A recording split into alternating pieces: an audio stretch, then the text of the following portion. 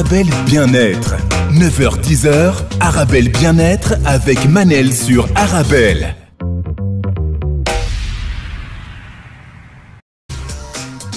Arabelle Bien-être avec Manel sur le 106.8 FM.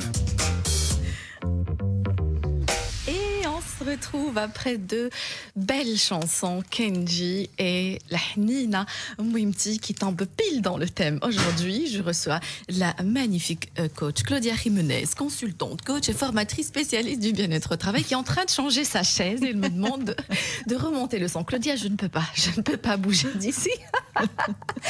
Alors, je vous rappelle que vous pouvez toujours faire j'ai même pas annoncé le thème aujourd'hui parce que c'était exceptionnel. Claudia a été bloquée dans les bouchons.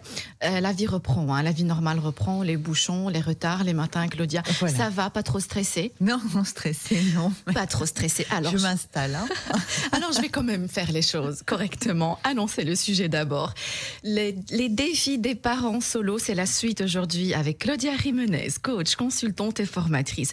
Aujourd'hui, coach Claudia va nous apprendre ou va nous suggérer la meilleure façon pour annoncer la nouvelle à un enfant. On va parler aussi de l'absence de la figure masculine quand on parle de maman solo et l'absence de la figure féminine quand on parle de papa solo. Comment prendre les bonnes décisions pour l'enfant, les astuces pour surmonter la surcharge mentale. Je vous rappelle que vous pouvez toujours participer à l'émission en envoyant vos questions, vos réactions par SMS au 0488 106 800, 0488 106 800. Vous êtes papa solo, maman solo, vous voulez partager votre expérience avec nous, les défis que vous avez dû affronter au quotidien. Fatih sur Instagram, elle dit très belle chanson.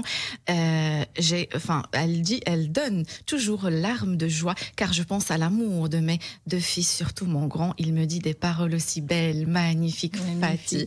Bonjour Inès, bonjour Sarah sur Instagram. Ça va, Claudia? Oui, très bien, Manel. Alors, un des défis aujourd'hui, c'était d'arriver à l'heure. Un des défis aujourd'hui, c'était d'arriver à l'heure. Mais voilà, quand même, on y est parvenu.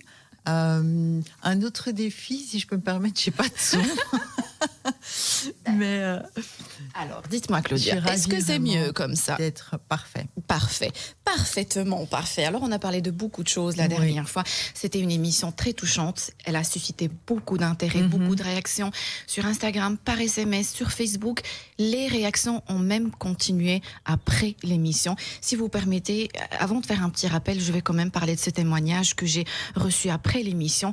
On a beaucoup parlé, Claudia, des défis de la maman solo, du papa solo, mais on a peut-être oublié un petit détail, c'était le témoignage d'une auditrice qui parlait de sa grossesse, se retrouver seule à affronter la grossesse, même avant l'arrivée de son enfant, de son bébé. Elle disait que c'était une période où elle était fragile, Claudia. Se retrouver enceinte, maman solo, ça ne peut jamais être, on va dire, une décision qu'on prend comme ça, enfin rarement un choix quand même, Claudia. Voilà, parfois c'est des choix, mais c'est rarement un choix, et c'est vrai que c'est une période où voilà, on s'attend encore moins, j'ai envie de dire, à être solo, et donc où il faut mettre encore plus de son côté pour que ce soit une période. Ça devrait être une belle période de la vie, et ça l'est, ça reste une belle période de la vie. Donc oui, merci pour ce témoignage, parce que effectivement, il y a des mamans qui se retrouvent seules déjà à ce moment-là. Aussi important pour moi de le dire, très important, Claudia, parce qu'en préparant aussi cette émission, je me suis retrouvée à lire beaucoup de négativité sur les réseaux sociaux, le résumé c'était c'est hyper compliqué pour les enfants, c'est traumatisant pour les enfants. J'ai juste envie de rappeler que un enfant, dans certains cas, c'est encore mieux pour lui de se retrouver avec deux parents séparés, épanouis, que deux parents qui se déchirent sous le même toit. C'est vraiment un point extrêmement important. C'est vrai qu'il y a beaucoup de négatifs. D'abord parce que c'est perçu comme une situation négative encore aujourd'hui par la société. Et puis, vu que c'est une période de stress, on croit à tort que pour les enfants, c'est compliqué. Évidemment, c'est compliqué, mais ça peut être aussi un moment de se développer, d'acquérir plus de maturité. Les enfants ont plus de résilience. Et c'est vrai que des enfants qui vivent dans des situations de conflits à la maison, de disputes, voilà, c'est pas plus intéressant. C'est parfois mieux de pouvoir vivre sereinement avec des parents séparés que de vivre à la maison. Je vais vous partager directement. Je sais que vous avez bien un petit peu. Oui, j'adore votre expérience. Voilà, je vous ai promis un peu de mon expérience. Même par exemple, ma fille, elle était très très petite quand on lui a annoncé, et vraiment, on avait en tout cas l'impression de ne pas avoir de dispute à la maison devant elle, etc. Et je pense qu'elle avait 6 ans, elle était vraiment petite. Et quand on lui a annoncé, j'en reparlerai de l'annonce après, elle nous a dit avec ces mots, « Ah, mais je sentais bien des petites boules de stress un petit peu partout dans les petits coins de la maison. » Donc les enfants sont des éponges, quoi qu'il arrive, ils sentent ce qui se passe. Je pense que la semaine dernière, je vous ai aussi raconté ce jeune homme, ce jeune adulte que je reçois en accompagnement, en coaching, et qui me disait, moi, ça m'a vraiment détruit parce que mes parents se sont séparés au moment où j'ai quitté la maison. Et où je suis partie en côte, et comme explication, il dit, ma maman m'a dit, oui, mais voilà, nous on est restés ensemble pour toi.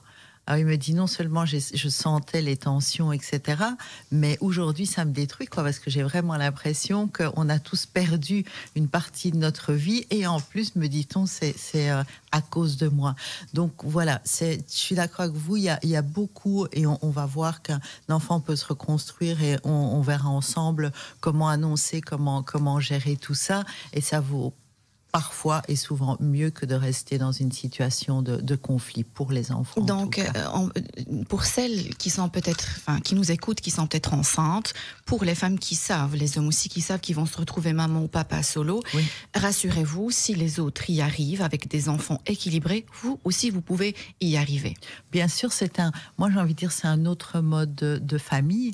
D'abord, il n'y a pas une situation, parce qu'on traite souvent la monoparentalité comme une situation. Il n'y a pas une situation, il y a autant de situations qu'il y a de familles, et c'est le cas dans toutes les familles, monoparentales ou autres. Et donc oui, bien sûr, c'est une famille, c'est un autre fonctionnement d'un mode familial, et il n'y a pas de raison que ça ne fonctionne pas et que ça ne fonctionne pas bien. Magnifique. Alors, Hicham, Hicham sur Instagram, il dit Manel, pour présenter ce sujet, il faut être une maman solo. Donc, pour lui, il faut être une présentatrice maman solo. Alors, monsieur, quand j'ai présenté un sujet sur la dépression, je n'étais pas dépressive. Quand j'ai présenté un sujet sur la dépendance affective, je n'étais pas non plus dépendante affective. Je fais un vrai travail de recherche avant chaque émission, et ça m'étonne qu'il faut incarner à chaque fois le sujet pour le présenter. Moi, je pense que une maman non célibataire, un papa non solo, un papa solo pourrait présenter tout à fait l'émission. Vous avez raison, et c'est exactement ce que je viens de dire. Il n'y a pas une situation, il y en a plusieurs. Il y a des mécanismes, il y a des choses qui reviennent, il y a des moyens de gérer qui sont... oui, vous avez tout à fait raison. Je ne suis pas complètement en accord... avec ça, mais peut-être, je ne sais pas, il faudra tester avec l'un de vos collègues. C'est un point de vue, peut-être, que je respecte, hein. Donc il n'y a pas de souci. Claudia, comment annoncer la nouvelle à un enfant? À certains moments, Claudia, pendant une certaine période, on a entendu il faut tout dire à l'enfant, il faut tout expliquer à l'enfant. Oui. Est-ce que quand on divorce et que l'enfant, on doit, par exemple, dans le cas d'une garde partagée, est-ce qu'on doit tout dire à l'enfant, lui dire uniquement les choses qui le concernent? Mais le souci des conseils rapides, j'ai envie de dire, donc de tout dire, ce type de conseils, c'est que c'est sujet à interprétation, évidemment. Qu'est-ce que ça veut dire? Ça, c'est un premier point. Qu'est-ce que ça veut dire parler à l'enfant et tout dire à l'enfant? Un deuxième point quand même qui me semble important, et je voudrais le dire d'emblée, c'est que chacun fait à ce moment-là du mieux qu'il peut.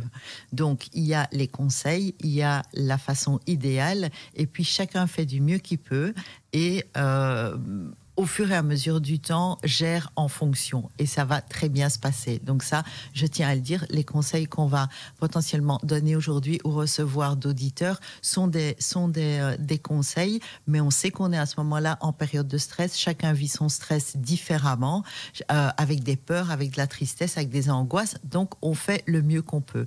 Maintenant, pour en revenir aux enfants, avant de tout leur dire, moi, ce que je conseille, en tout cas, idéalement, c'est de pouvoir le dire à deux, de vraiment pouvoir l'annoncer à deux aux enfants.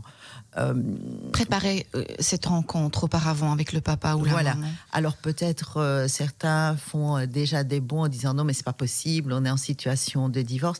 On est adulte, on est mature. Je pense que même si on se déchire pour l'enfant, parce que là, pour le coup, on fait quand même pour l'enfant, c'est intéressant de pouvoir l'annoncer à deux, de pouvoir annoncer la séparation, tout dire non, mais lui dire suffisamment que pour qu'il comprenne, aussi pour qu'il puisse se projeter. Je l'ai dit la dernière fois, on divorce de son conjoint, on ne divorce pas de ses enfants.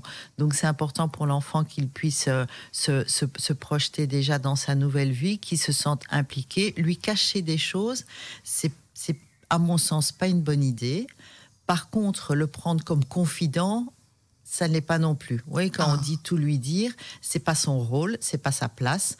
Donc prendre l'enfant comme confident de tout ce qui se passe, parce que c'est une période où on a besoin de parler, et probablement, première étiquette pour Manel, les femmes peut-être plus que les hommes, mais voilà, c'est un fait. Donc surtout ne pas prendre l'enfant comme confident. On est très tenté pendant cette période-là. Peut-être on a été trompé, peut-être on a été déçu, peut-être on a vécu des choses terribles avec le partenaire. On est très tenté à parler négativement du partenaire. Claudia, c'est déconseillé clairement. Ben, évidemment, c'est déconseillé. Donc même alors qu'on soit quitté ou que l'on quitte, et encore une fois, quelles que soient les situations, hein, parce que là, on est un petit peu sur le divorce, mais on l'a vu, il y a d'autres situations, des voyages à l'étranger, des hospitalisations longues, etc. La situation est la même, mais parler négativement en cas de divorce aux enfants, c'est pas une bonne idée, parce que l'enfant a besoin de savoir qu'il est aimé par ses deux parents. L'enfant a une image et de son père et de sa mère, et c'est d'autant moins une bonne idée qu'il y a quand même le risque que ça se retourne sur la personne qui le fait, parce que l'enfant va avoir tendance à vouloir protéger l'autre personne. Donc, ne fût-ce que pour ça, voilà, pensez-y si vous le faites. C'est pas une bonne idée, parce que l'enfant est l'enfant de ses parents, il se sent très proche de ses parents, et il va sentir l'autre attaqué. Et une des possibilités, c'est qu'ils prennent parti pour l'autre, sans compter, encore une fois, que ce n'est ni le confident qui va pas comprendre, qu'il n'a pas été. Pour lui, c'est important de savoir que ses parents l'aiment, et que quoi qu'il arrive, ses parents vont l'aimer. J'ai presque envie de dire que quoi qu'il arrive, il reste une famille. Vous voyez ce que je veux dire? On est séparés dans des lieux, mais en tout cas, papa et maman seront là pour toi. Et pour que papa et maman puissent être là pour toi, ben on comprend bien que ni l'un ni l'autre ne peut être complètement mauvais ou négatif. Donc, plus tard, quand il grandit, lui expliquer certaines choses, si ça reste dans le conflit, parce qu'il y a des séparations qui restent dans le conflit et difficiles pendant des années, pourquoi pas, quand il est amené à comprendre, mais se décharger sur l'enfant, certainement au début, quand on est sous ce stress et que voilà, qu'on pense plein de belles choses de son partenaire, c'est pas une bonne idée, ni pour l'enfant, ni pour soi. Magnifique. Et puis l'enfant aussi, Claudia, il sait qu'il est le fruit de ses deux parents. Donc, en quelque sorte, toucher pour lui une figure parentale, c'est le toucher carrément dans son estime de soi. Oui, dans son estime de soi, dans son identité, donc à un âge où il se construit. Donc voilà, c'est pas lui rendre service que de faire ça. Merci beaucoup. Je reçois vos réactions, vos expériences, peut-être au 0488 106 800, 0488 106 800. Salam, bonjour, tu fais ça très bien, Manel. Merci beaucoup. Alors, bonjour Claudia, c'est Adil. Bonjour Manel, bonjour Claudia. Bonjour. En étant maman monoparentale avec 3 enfants depuis 10 ans, le conseil que je donne, c'est d'être accompagnée de spécialistes psy, pédagogues, car les parents n'ont jamais appris à se séparer ou divorcer. Alors, hyper important, Claudia, parce qu'aussi, j'ai lu certains témoignages sur Internet que la fierté de pouvoir s'en sortir tout seul ou toute seule pour les mamans.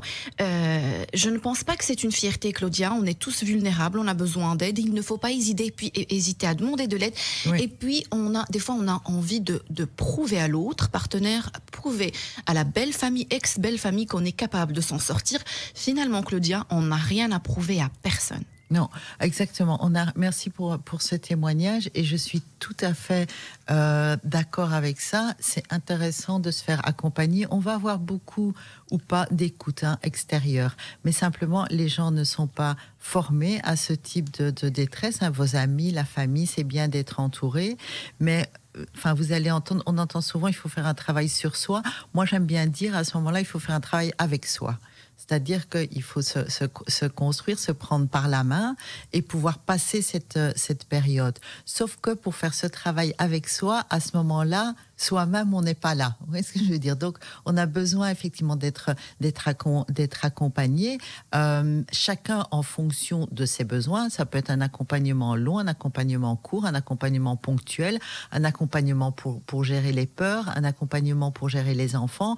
Là aussi, il n'y a pas de formule. Ça peut être un psy, ça peut être un coach. Vous savez, moi, voilà, j'accompagne les personnes dans ce type de parcours. Moi-même, je me suis faite accompagner parfois pour prendre des décisions, les choses tournent dans la tête. Donc, il n'y a vraiment aucun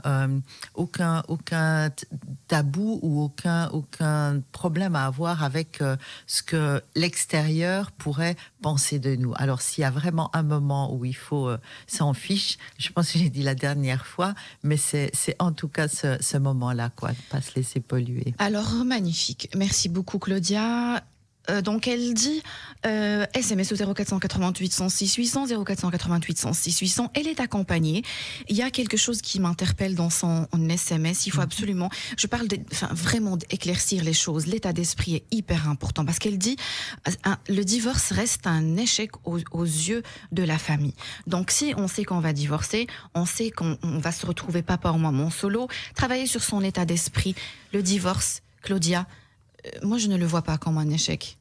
C'est la pression de l'extérieur. Hein, quand je dis voilà la société, c'est la famille, c'est les amis, c'est les autres. Donc votre auditrice le dit très bien, et je l'invite à lire ce qu'elle a écrit, c'est-à-dire c'est un échec aux yeux de la famille. Et j'ai envie de dire tant pis pour la famille.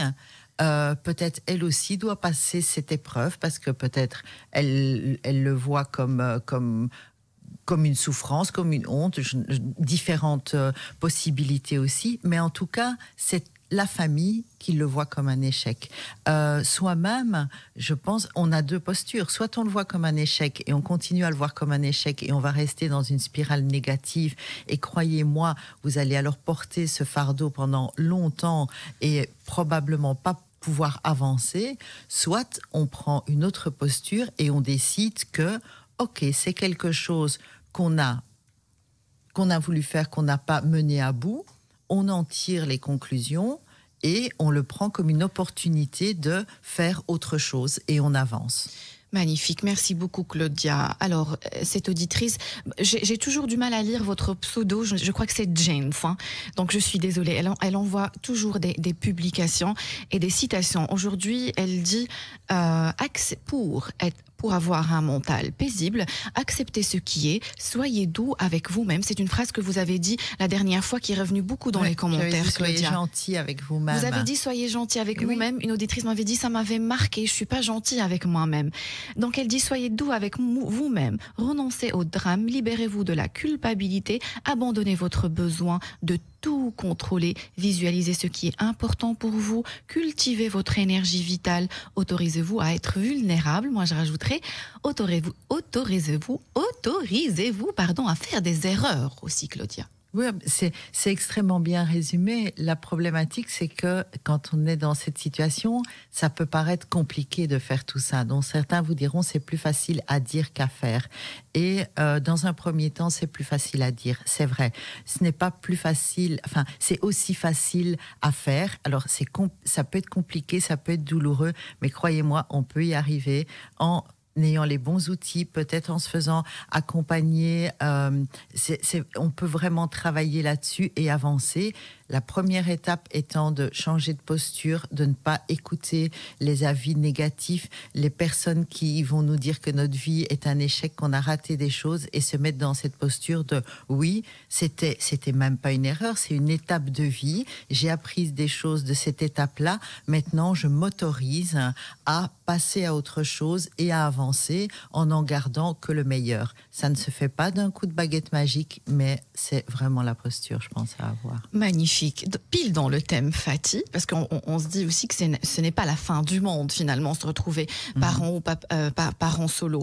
Donc elle dit, Fatih, je trouve scandaleux les parents qui montent la tête à leurs enfants contre leur papa ou leur maman, c'est horrible. Puis elle dit, j'adore cette phrase, Dieu merci mes ex. Donc elle parle de ses ex.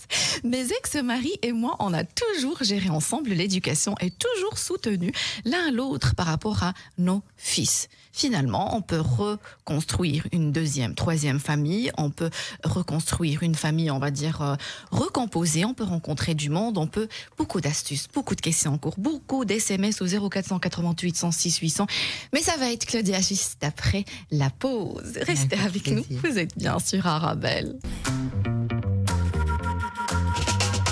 Arabelle Bien-être. 9h-10h, Arabelle Bien-être avec Manel sur Arabelle. On se retrouve pour notre rendez-vous quotidien 100% bien-être 9-10h sur Arabelle.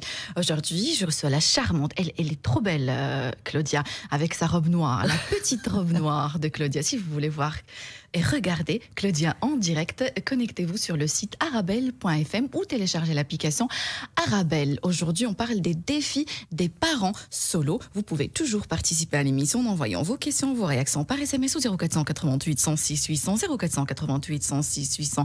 Rizlan sur Instagram, elle dit toujours une joie de te voir chaque matin après des invités de qualité. Avec tes invités de qualité, tu sais Manel, je laisse mon sport pour voir ton émission. Après Claudia, c'est ta signature, elle a écrit « Mouah », c'est le bisou. Alors, Claudia, je vais juste conseiller, en faisant des recherches, je suis tombée sur un chouette livre, un petit bouquin pour les enfants.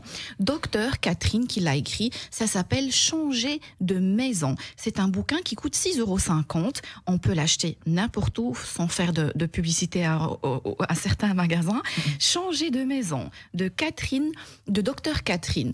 Dans ce livre-là, on peut expliquer, si l'enfant ne peut pas encore lire, on peut lui expliquer comment il va se retrouver à vivre dans deux maisons différentes, comment il peut gérer les choses, on peut lui simplifier la vie et les choses, mais ne jamais laisser l'enfant sans...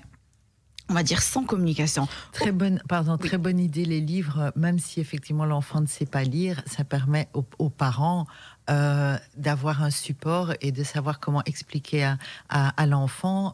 Moi aussi, j'en ai beaucoup utilisé, j'en conseille. C'est vraiment une très très belle idée d'utiliser des livres pour enfants qui expliquent ces problématiques. Magnifique. Aussi, j'ai lu le témoignage d'une écrivaine magnifique. Elle est psychologue aussi, écrivaine, Valérie Roumanoff, qui il a écrit aussi un livre qui s'appelle Parents solo, avec ou sans l'aide de l'autre parent, élever ses enfants avec beaucoup de bienveillance. C'est un livre qui coûte 16,90 €. Donc, dans ce livre-là, on peut trouver toutes les astuces pour surmonter, on va dire, les difficultés qu'on peut retrouver ou rencontrer au quotidien.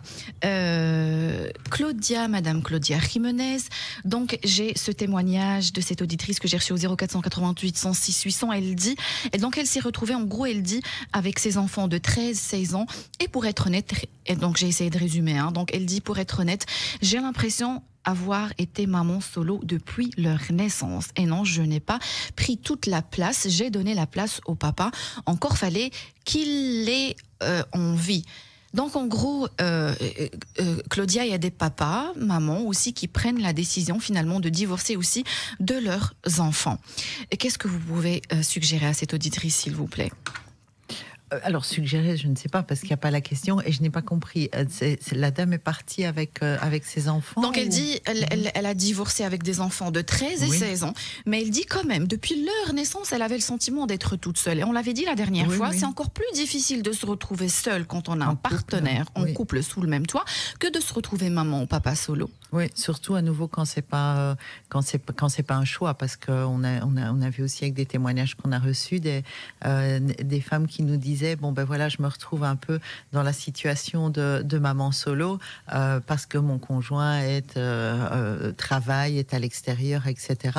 Donc voilà, ça c'est un peu différent, mais c'est vrai qu'il y a des mamans qui se retrouvent avec l'éducation des enfants et toute la famille à gérer, et qui ont ce sentiment d'être maman solo en étant en couple. Maintenant, les familles monoparentales, il faut quand même savoir qu'elles font, il y a bien sûr l'éducation des enfants, mais elles font face à des problèmes qui sont finalement semblables aux différents grands groupes auxquels elles appartiennent, c'est-à-dire les familles, les personnes isolées, les revenus insuffisants, les enfants, le travail, le chômeur, sauf qu'il y a un peu une accumulation de ces difficultés. Donc, outre l'éducation des enfants de laquelle on parle maintenant, c'est vrai qu'être maman ou papa en famille monoparentale, on accumule quand même des difficultés qu'il faut gérer au quotidien et auxquelles il faut donner des priorités. Magnifique, merci beaucoup Claudia. Zakia, elle dit coucou Manel, coucou Claudia, tu es top, merci beaucoup Zakia, merci du fond du cœur. Donc elle dit, pour la suite de l'émission Parents Solo, personnellement et par mon humble expérience, tout finit par passer. Si on prend sa vie en main et surtout accepter de l'aide et sortir de sa zone de confort. Bisous, merci beaucoup, bisous Manel et Claudia. Finalement oui, joli message d'espoir, tout finit par passer Claudia. Alors j'ai une suggestion de livre que j'ai reçu, donc elle dit un livre d'Erika Poué, je crois, ou Pou, comment vous prononcez ça, Claudia? P-O-U-H-E. Oui. Donc elle dit, Poué, Poué, d'accord, a écrit un très beau livre. Alors, ça s'appelle C'est un divorce, pas un cancer. Merci pour la suggestion, j'ai été sur Internet. C'est un livre qui coûte 14 €, c'est 3 fois rien. C'est un livre qui s'appelle C'est un divorce, pas un cancer. Erika Poué, que vous conseille cette auditrice fidèle. Alors, comment bien se séparer ou divorcer avec des enfants? C'est le thème, on va dire en gros, c'est le thème du livre. Claudia, aussi c'est un témoignage que j'ai reçu sur Instagram. C'est une auditrice qui est encore dans les tribunaux, qui a peur de perdre la garde de ses enfants. C'est un vrai combat au quotidien et elle demande des conseils. Elle a peur de transmettre ses peurs et ses angoisses à ses enfants. D'accord. Donc, alors d'abord, c'est vrai que c'est un véritable parcours du combattant, et certains ne voudront pas l'entendre, mais en tout cas, en Belgique, on ne peut pas dire que tout ce qui est institutionnel et soit vraiment facilite vraiment ce parcours de vie vers la monoparentalité, pour le dire comme ça. Donc oui, tenez bon, parce que c'est un véritable parcours de combattant et qui emmène beaucoup de stress. Alors, des trucs pour ne pas communiquer ce stress aux enfants, encore une fois, ça dépend de chacun, mais l'idéal, c'est quand même de pouvoir faire. Vous êtes comme maman solo, confrontée et au travail et à ce parcours devant les tribunaux et à vos enfants. Donc chaque jour, vous devez tout gérer. Chaque jour, vous devez faire des choix. Dites-vous que le temps que vous passez avec vos enfants, c'est vraiment un temps privilégié, et que c'est aussi le moment pour vous de pouvoir vous poser, de pouvoir prendre ce recul. Maintenant, si vous n'y arrivez pas, et que parce qu'on n'est pas des surhommes et des surfemmes, s'il y a du stress, surtout ne culpabilisez pas, expliquez aux enfants, je ne sais pas quel âge ils ont, mais expliquez avec vos mots que c'est une période difficile, que parfois maman est stressée. Expliquez-le le mieux possible avec vos mots. Si vraiment vous n'arrivez pas à isoler et à faire des cases, les enfants peuvent comprendre, encore une fois, tant qu'on ne rejette pas le stress sur eux sans leur expliquer, tant qu'on ne les prend pas comme des confidents de ce qui se passe, ils peuvent comprendre que, pour ça ou autre chose d'ailleurs, les enfants peuvent comprendre qu'à certains moments, les parents, et ça c'est dans toutes les familles, sont sous stress, peuvent avoir du stress et que ce n'est pas retourné contre eux. Magnifique, Claudia. Merci beaucoup. Donc, beaucoup d'SMS très intéressants. Donc, ici, cette auditrice qui... je crois que c'est Adil, je crois. Donc, elle nous parle de la Ligue des familles à Bruxelles. C'est un espace où on peut échanger avec les autres parents solo. Hyper intéressant aussi, hyper important, Claudia, de se retrouver entouré après une séparation ou un divorce. Les associations, les sites internet. Oui, la Ligue des familles est très active, mais effectivement, toutes sortes d'associations. Donc, des associations plus privées aussi. Beaucoup de mamans se regroupent, que ce soit pour le travail, pour l'aide au jour le jour. Donc vraiment, toutes ces associations, ces groupes qui sont à disposition, recherchez, faites des recherches sur Internet. La Ligue des familles peut vous guider beaucoup aussi dans ces recherches-là. Magnifique. Il y a aussi la Maison des parents solo à Forêt. Renseignez-vous, restez toujours... Auprès de la commune aussi, vous pouvez vous renseigner. Donc auprès de la commune, restez toujours entouré. Constituez un réseau, vous pouvez vous entraider entre vous pour la garde des enfants, pour les voyages. On peut trouver beaucoup d'aide sur Internet. Il y a aussi un site co-voyageur aussi. Le but ici, ce n'est pas de faire la publicité d'un seul site Internet, mais c'est pour vous dire que vous pouvez voyager avec des personnes, rencontrer, enfin peut-être aussi faire des rencontres amoureuses, pourquoi pas, Claudia. Alors encore beaucoup de questions, mais si vous permettez, je vais devoir prendre une très très courte page publicitaire. Restez avec nous, très chers auditeurs. On se retrouve juste après la pause. 9h-10h, Arabelle Bien-être avec Manel sur Arabelle. On se retrouve pour notre rendez-vous quotidien 100% bien-être 9-10h sur Arabelle. Aujourd'hui, je reçois la charmante Claudia Jiménez, consultante, coach et formatrice spécialiste du bien-être au travail. Les défis de taille pour les parents solo, c'est la suite. Aujourd'hui, un sujet qu'on va encore devoir continuer le 24 juin avec Claudia Jiménez. Rebonjour Claudia. Bonjour Manel, bonjour aux auditeurs. Beaucoup des réactions. La justice est une épreuve à elle toute seule, effectivement. Donc, il faut être accompagné aussi, sinon on se retrouve en psychiatrie, effectivement.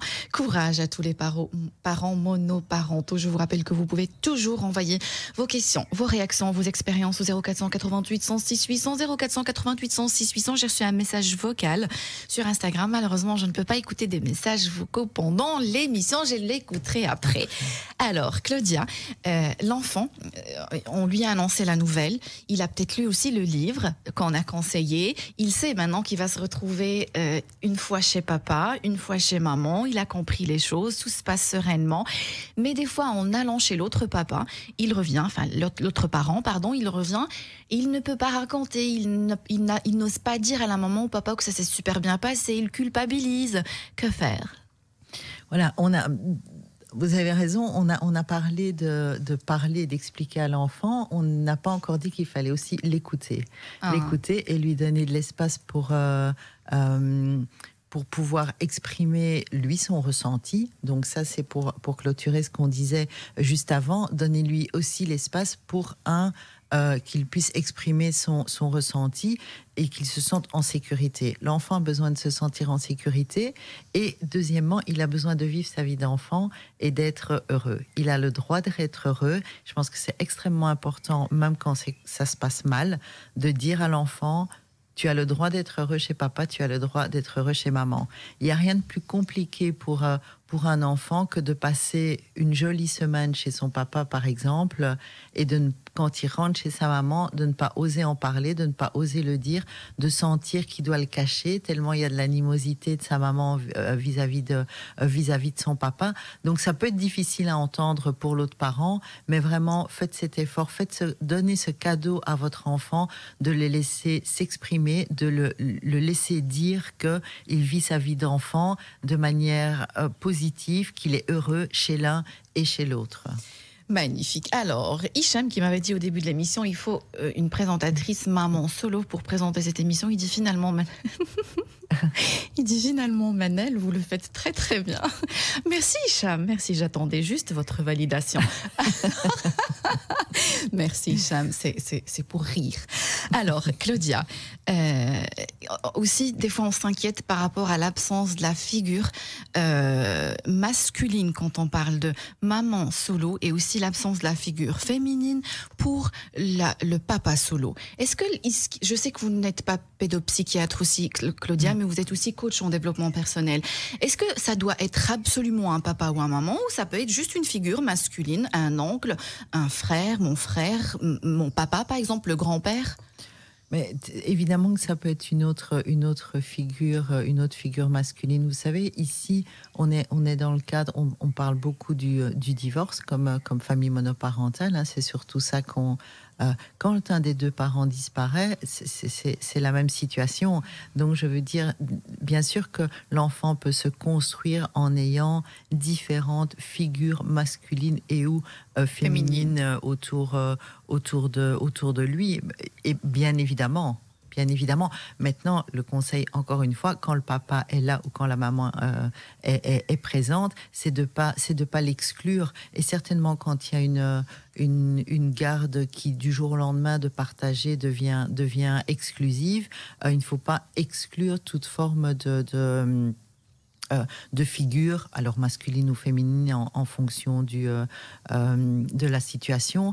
Je pense que c'est important pour l'enfant d'avoir ces deux repères qui peuvent être joués par quelqu'un, d'externe. Alors aussi, en préparant l'émission, alors je suis désolée, normalement je dois citer mes sources, je le sais très chers auditeurs, mais le nom de cette psy m'échappe.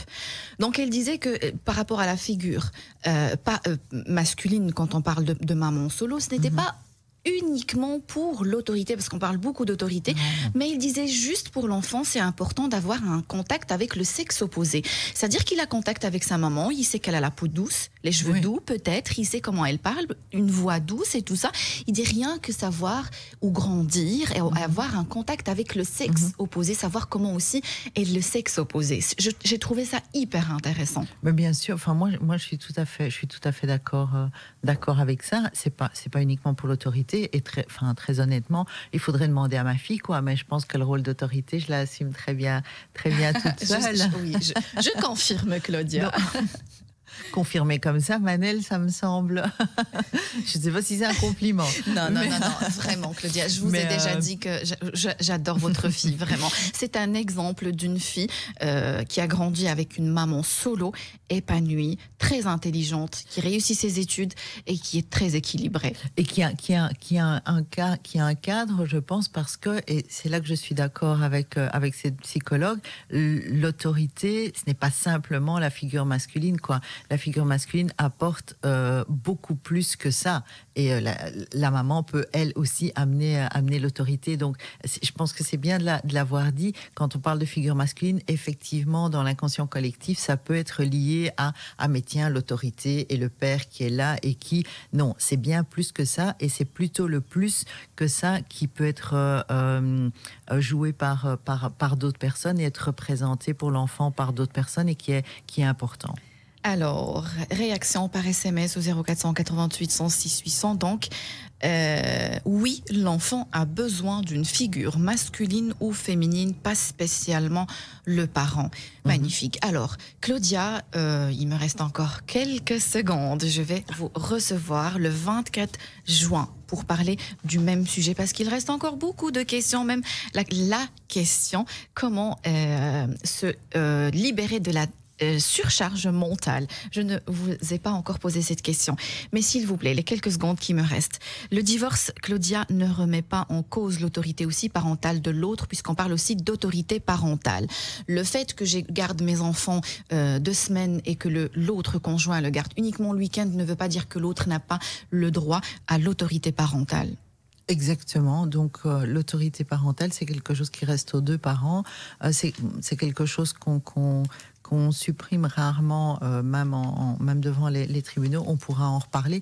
Mais surtout, j'ai envie de dire, le divorce, ça ne supprime ça ne représente ni qui vous êtes, ni ce que vous allez devenir.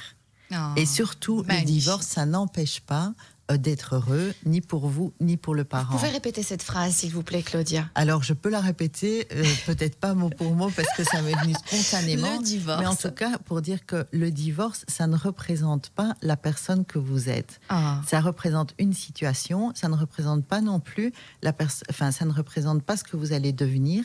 C'est une étape dans la vie, la séparation. Et donc, à nouveau, soyez gentils avec vous-même parce que chacun a le droit d'être heureux, le potentiel au bonheur, même si c'est parfois plus compliqué. On peut avancer, aller vers un chemin de vie qu'on a envie de construire et être heureux en étant dans un statut de monoparentalité qui, encore une fois, ne vous qualifie pas vous, mais qualifie la situation et le type de famille dans lequel vous vivez. J'adore, Claudia. Beaucoup de sagesse. J'adore.